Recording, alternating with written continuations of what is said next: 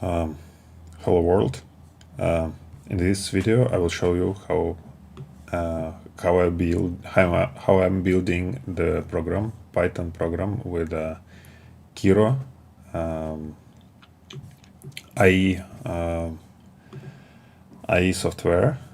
It's like based on VS Code, and it allows us to build enterprise grade application. So here we go. This is the window of the app itself. So it's like regular VS Code, but it's a bit different. It has on the right side it has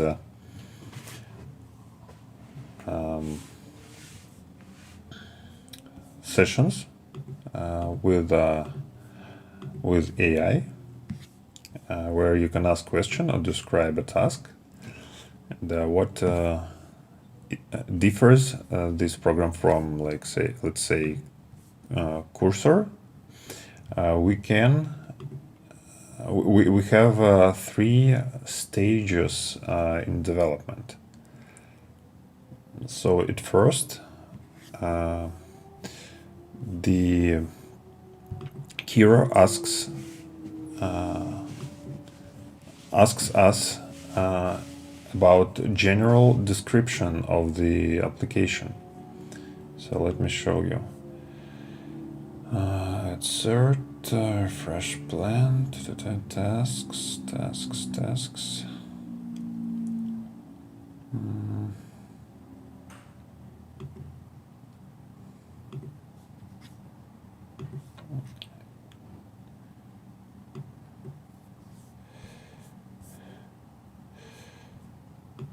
So at first I'll ask, just give some generic description of the program that I want Kiro to build, and after that it creates requirements MD file. Let me show you this file. Where it is.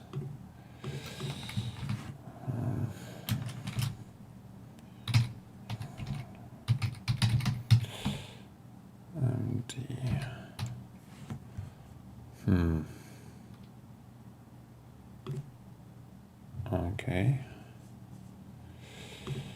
So it's like in config. No.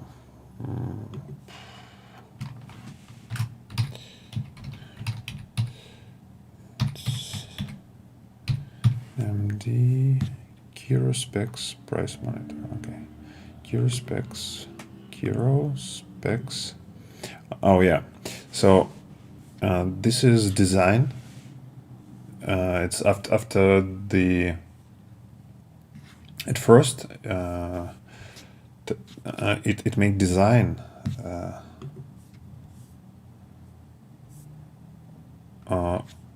No. I think the first is requirements. I'm sorry. Yeah, requirements, design, and task list.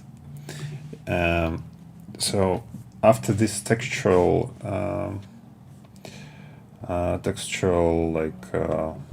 description, it adds requirements on this step, and if we don't like it, we can add a requirement or remove or edit, just adding some info in the chat window, and that's how we define requirements. After requirements are defined, we see the design document. Design document allow us to understand how the our application would be designed. So it's like database, like services, like plugins, configuration, scheduling and TLS security or other architecture decisions. And everything is structured, like what we should create, what should Kiro create, what would be done, and you know, how it should look like. Here we can see this.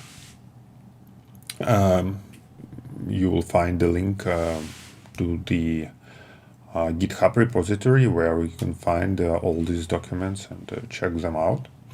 And the third step is task list. So we have like implementation plan where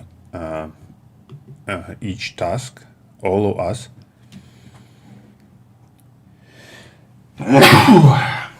I'm sorry. Each task is connected to some requirements that we have, and these tasks are made to make the implementation of our application more granular and not to overload the Kiro, because more contacts is harder, is slower for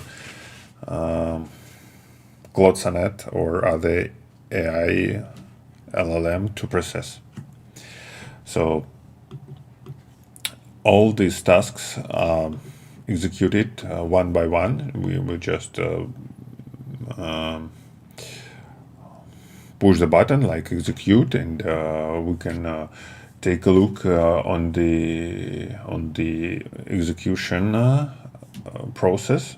We can interact with that if we need. So we can like write something and change the process, or like ask to do something more. But mostly you just watch, like new files are coming into the folders, and your application become created, you know. And yeah, I want to tell you something about the application. It is a price checker. It's go to the website, check the product price, and if it is changed, it send in an email to the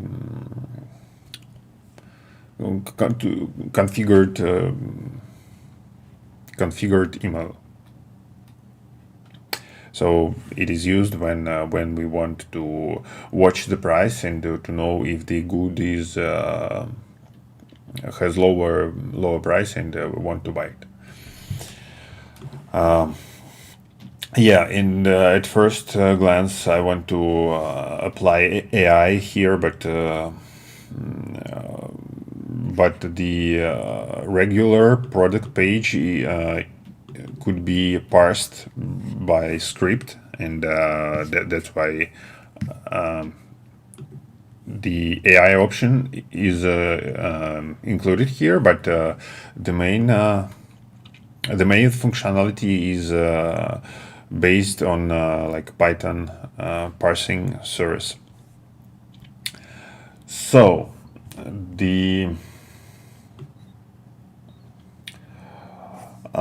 here is my server. I'm just trying to make this application up and running. I spent a bunch of time trying to launch it on IPv6 server, IPv6 only server, without public IPv4, but with no luck. Yes. And so at first I wanted to put it in Docker and launch in Docker, but I started with set up Ubuntu server SH script, and it's prepared the whole environment with Python 3.12, and I decided just to make it run on the virtual machine. So just to try this out, how does it work? The main option that is very interested to me is MTLS connection. So the application has like certificates in specific path, and the user certificate is issued, and if so the application only accept requests from those who has proper certificate, and doesn't allow others to access the site. So in this way, the security and the verification of the user and of the server is extremely high. So the least possible there are least possible attacks on this on this approach. So if you have like a login password or HTTPS only, it's still possible to intercept your connection, or like man in the middle attack and this kind of stuff. But if you are using certificates, it is very secure. One of the most secure way to communicate with your application.